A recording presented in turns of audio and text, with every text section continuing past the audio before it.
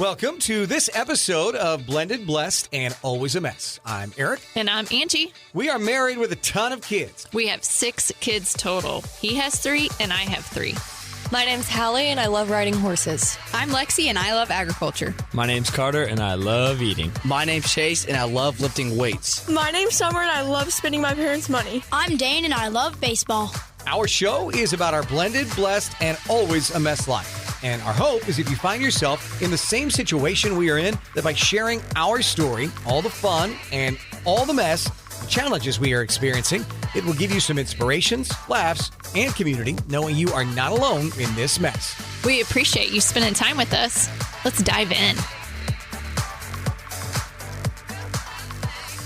This episode of Blended, Blessed, and Always a Mess is sponsored by the children's book Feathers Matter. As our kids grow up, they face challenges in their life, and knowing their self-worth and their value is crucial to face the headwinds. Purchase this beautiful story to read to your kids and grandkids and start the conversation with them at a young age. They are worthy, they matter, and their feathers matter. You can find the link to order on our blendedblessedalwaysamess.com page. Mention code #blessed for an autographed copy. Welcome to this week's episode of Blended, Blessed, and Always a Mess, where I think I'm getting a cold. I don't know. You got something going on all the time. Thank you. Thank you. It didn't used to be that way. And now here we are. I make them sick. So I don't know what's going on. But so I just feel like I sound froggy. The coffee's not helping. It is early in the morning. That could be it. We are on the continual go, go, go. It's good to see you. Yeah. Wow. It's been a minute. It's been a minute. We woke up this morning already in separate places. And we are together all of a sudden to go to Chase's wrestling meet. And it's like, we got to get a podcast done. Nothing like the 11th hour and trying to squeeze it in. Knocking that out so that we can get to wrestling all day and then maybe we can catch up tonight. Looking forward to that. But all over the past week, we have remembered and celebrated what would have been Hallie's 22nd birthday here on Earth. Instead, she just spent her 2nd heavenly birthday. It's always a tough week. It's hard to believe that it's really her 2nd birthday that we don't get to celebrate with her. So you always try to prepare your mind for it. Well, okay, what's this going to be like? And you just never know. You never know. Last week I traveled to Nashville and I had an early morning flight, and I don't really love getting up super early, but I do love driving in my car in the silence. And so I always spend that time, that hour and a half drive to the airport, where I'm literally talking to Hallie and Jesus the whole time. And my conversations usually are like, Hallie, I say her name all the time, like, Hallie, I miss you so much and I wish I could see you. And I'm like, what is your soul like? Like, are you around me? Are you in like this body? Are you not? Are you like mist around us? You know, like I have those type of conversations with her.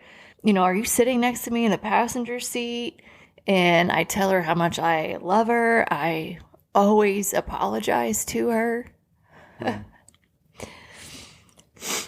Already starting with tears. Whew. But I always say, I'm so sorry that this happened to you. I'm sorry that you felt pain like that. I'm sorry I couldn't help you.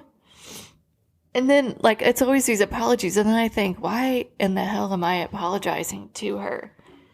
I mean, that's literally my conversation in my head. Oh, my God. Why do I keep apologizing to her? Because then I hear her say, like, Mom, I am way better than any of you.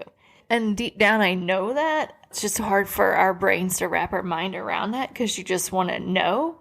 I just want to imagine it all. And she's not dealing with life's disappointments and things that, like, she had to hide from us. And so then then that's how that next conversation usually goes. And I talk myself back out of apologizing to her. And it's always like, now I just wonder what her life's like. And then I'm always saying, please guide me. I do not know what I'm doing. And I want to be strong and brave for her because of her. But it's so freaking hard. And then I always ask her for a sign that she's there with me. And I always say, I know you're tired of me asking you, but it like makes me feel comfort and keeps me going. So did she show up? Yeah, she showed up big time. All right. So yeah, I get to Nashville. I'm traveling with 3 other guys that I work with. We're down there for leadership meetings. And we go straight to the hotel to check in. I've stayed at this hotel many times. And usually it's like ladies first, you know. You would think. But we were standing around there, and one of the guys just jumped in first and checked in. And so then I went second and check in, and the lady gives me my room card. And I look at it, and I'm like, you have got to be shitting me. I mean, that was my words. You've got to be shitting me. To the person Oh, at the man, I counter? looked at her, and I'm like, oh, my God, you've got to be shitting me. And I turn around, and I show Everything it. okay with your room, man? Yeah. You haven't even been there yet. I show it to Ferg, my boss, because he knows the whole significance of it. And I'm like, look at this room number. And it's literally 007. Like, I have never stayed in a hotel where my room number was 007 ever in my entire life. And then you did. And I did. And you just, like, think about the significance of that, of the order that people came in. I didn't even know this hotel had a lower level. That's where the room was, a lower level. By the the gym was down there. You didn't know where the gym was? No, not at the, usually you pop in, pop out. Yeah, I did not know where the gym was. next time, Insane. You're like, can I have 007? I'm going to try to use the gym more. And it's just insane. Like, there's no coincidence with that. A 7 as your room number. And I just smiled all the way back to my room. And I'm just like, thank you.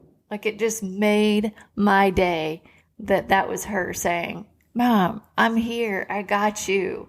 I got you. I do think we talk about it sometimes, and grief is such a hard and messy thing. But I definitely think, knowing Hallie the way we do, there's probably times where she's just like in heaven, and she's like, guys, come on. Oh, after that, I literally said, okay, you can go back to your horses now. I'm good for a while. I'm good You guys for a are while. bothering me from horse time and all the other things. But it's just another sign that God is real. And when you lose your loved ones, they are still around you. Like, I have zero doubt that they're not still around us and soul connected to us. Now, does that make me not ever want to ask for another sign because I'm confirmed that no, I still want her to show up. For sure. I'm sorry. Yeah. I'm not letting her go. So then You got back. I got back, and we actually had a chill weekend because it was so cold. It was so cold. So we were at home, and it felt good to be at home and be able to unwind a little bit. And Sunday we do our normal routine, and we go to church. And I know I've shared this multiple times on the podcast, but for the new listeners, I always stressed about Hallie's relationship with her boyfriend. And I just worried so much about her being in that relationship, and her family and friends. No one ever felt good about it. And she wasn't herself, and we knew it. And one weekend he shared that he wanted to ask her to marry him. And like, I felt sick that entire weekend. And we happened to have a small group that weekend.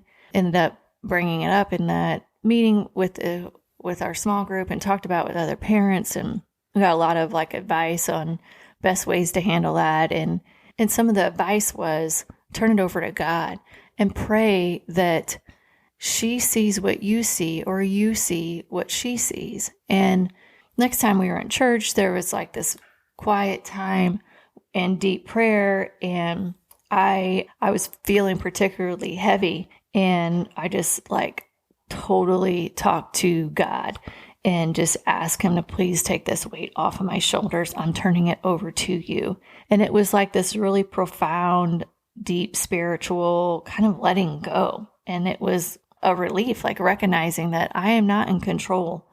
God's in control, and I am just going to trust him. And during that prayer time, Hallie had texted the crew, which she didn't really text that much, to the group, and said, I'm super excited about family dinner tonight. And it was just like, okay, that was like a weird timing and a coincidence. It's almost like God saying, I got you. She's going to be okay.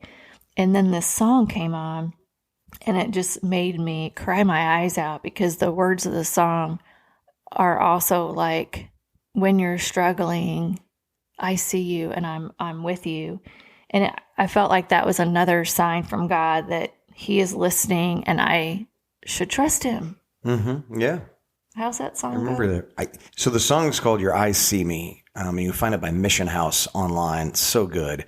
And we actually did this at Hallie's Celebration of Life. Our friend Emily from church did it. And I'll just do like a verse and chorus real quick. But your eyes see me when I am hidden.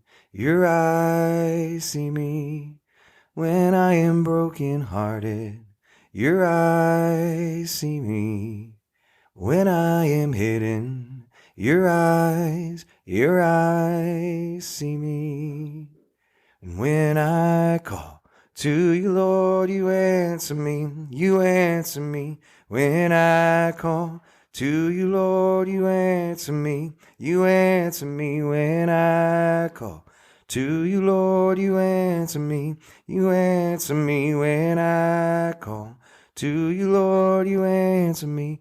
You answer me. So good. So as we go into her birthday week, you want to guess what song out of the hundreds of songs that they could have sang at church that day? What song they sang? That one? That one. And it has a different meaning now. It's like more of a confirmation.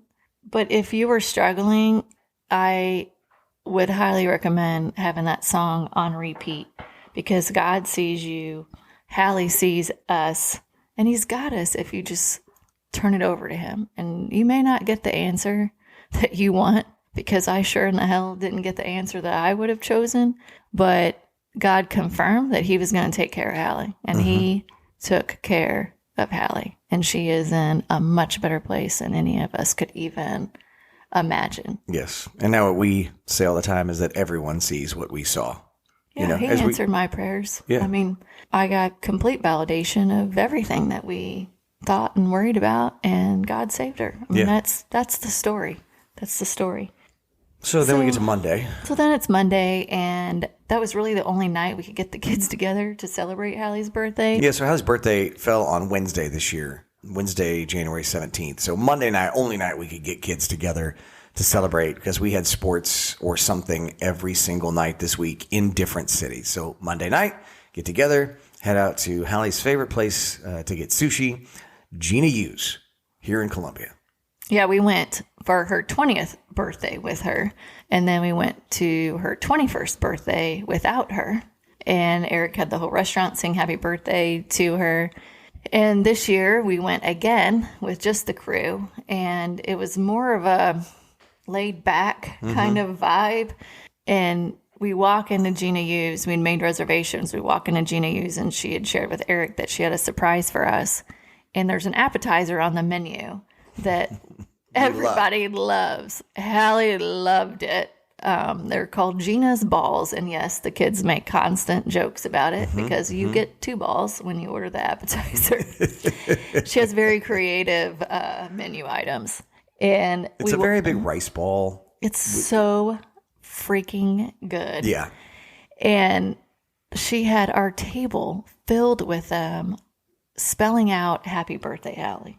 I mean, I still can't believe that she did that. We counted. It was like 150-ish balls. And then the boys started doing the math. They're like, it was like $800 worth of balls on the table. So we had a lot of leftover Gina's balls. Well, she was giving them out to people at the restaurant, and we brought some home and gave them to some of our friends. And it was like the sweetest gift and thoughtfulness, and very intentional.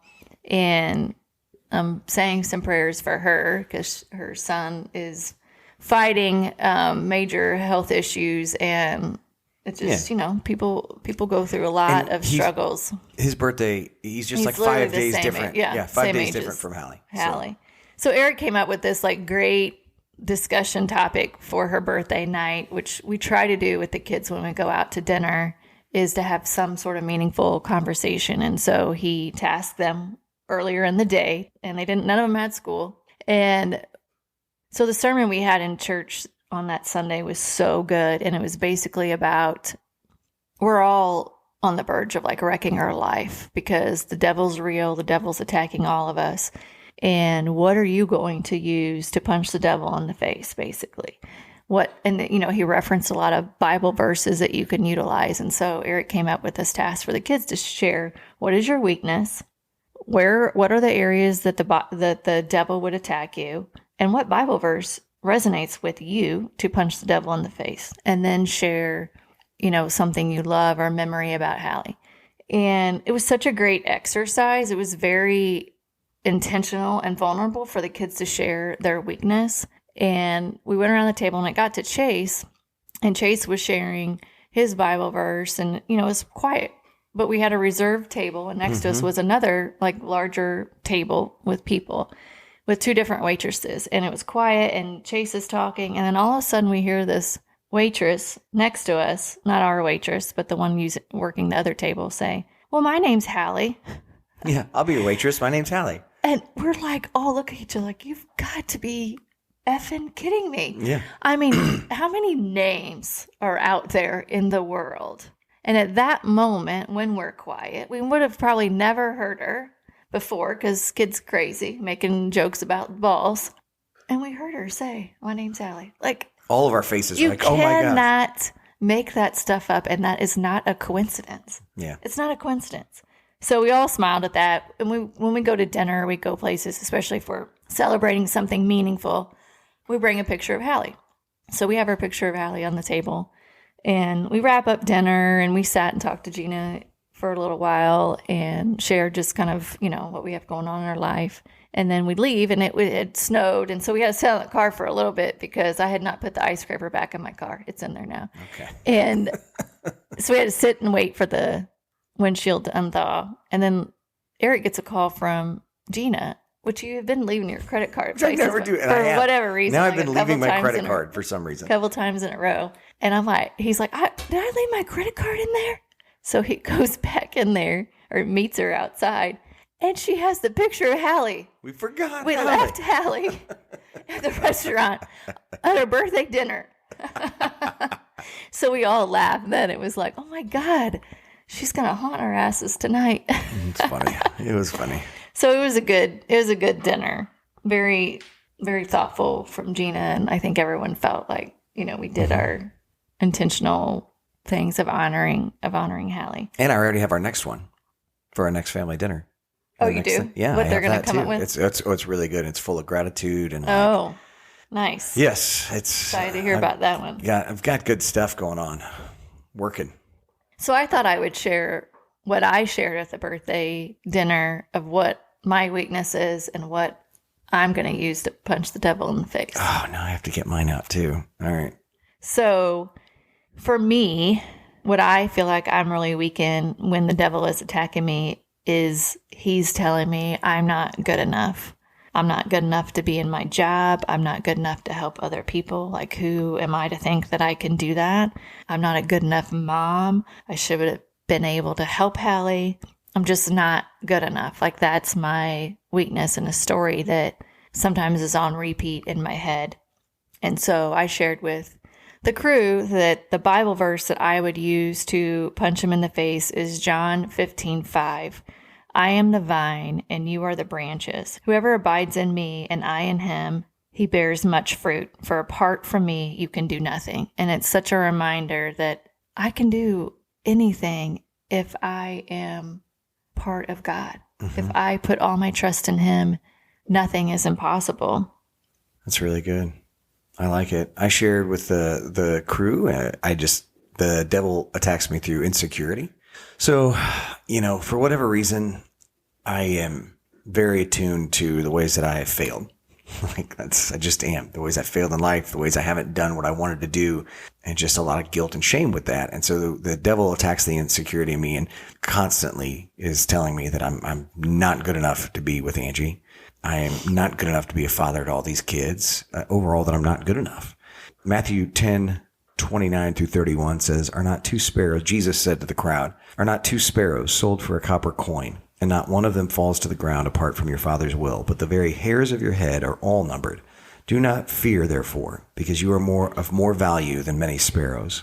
And then throughout the week, I stumbled upon Psalm 138:7 to add to my list. Though I walk in the midst of trouble, your right hand will save me.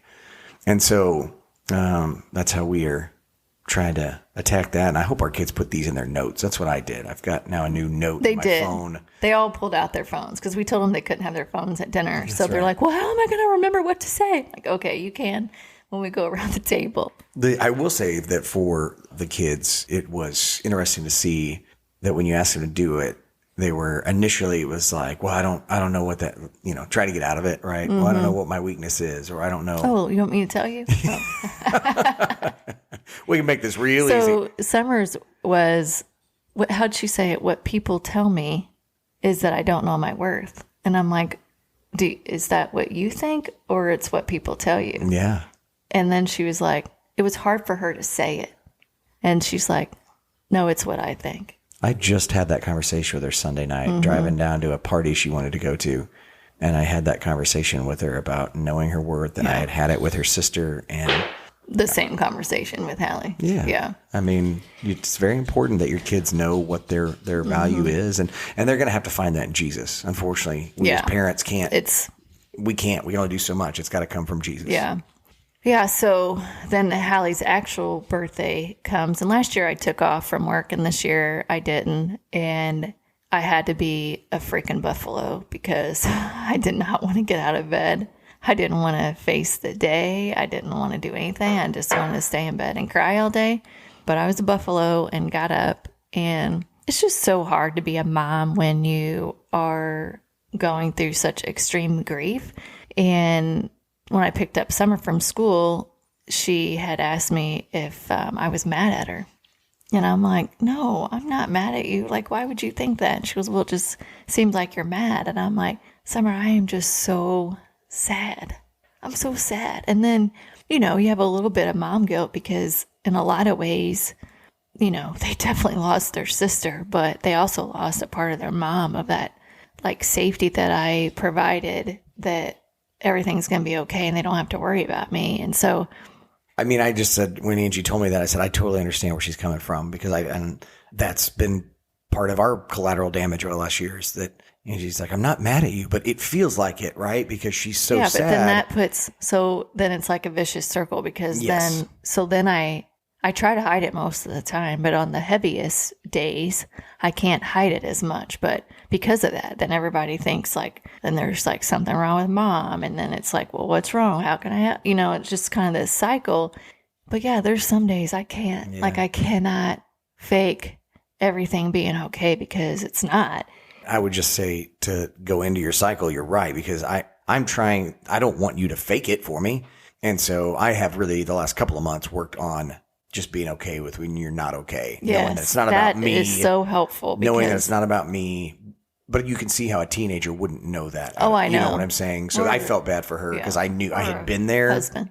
Now you know. Now you're getting it. But I was trying to figure it out. But yeah, initially it was like, God, well, I mean, yes. What's wrong with you? Now, at the same time, yeah, no, we'll just leave it at that. We'll cover all that a different day, because that's a therapy topic. That's a different conversation. But so you made it through, and we met up that night for Chase was wrestling on Hallie's birthday. Yeah, really, the wrestling drives Hallie's big events, which I also think is really funny and ironic, because she absolutely loved watching him wrestle. She loves adrenaline rushes, right? Why else would she barrel race?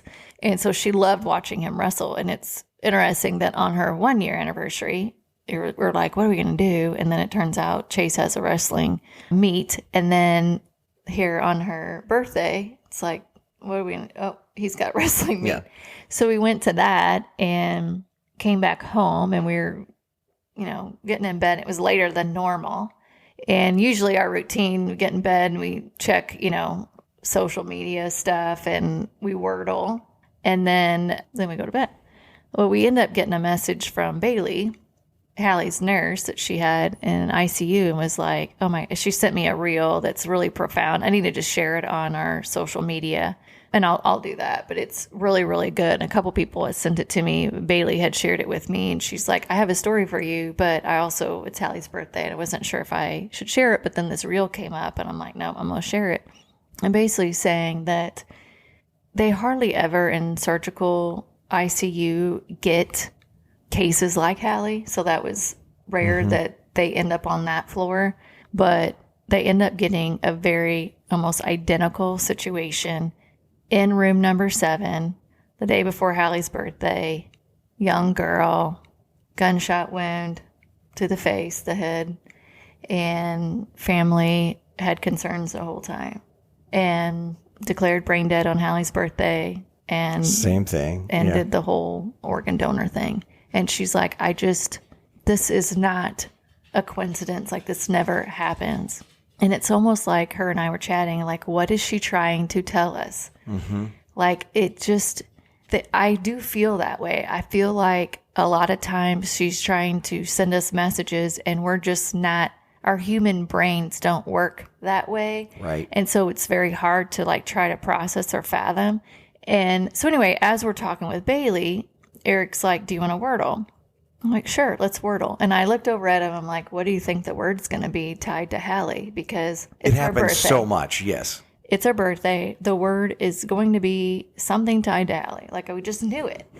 And if you haven't Wordled, like, we love it. We do it every day because it's just kind of a little brain challenge. And we get through like 3 or 4 guesses. You get 6 guesses, right? And total. It's a 5-letter word.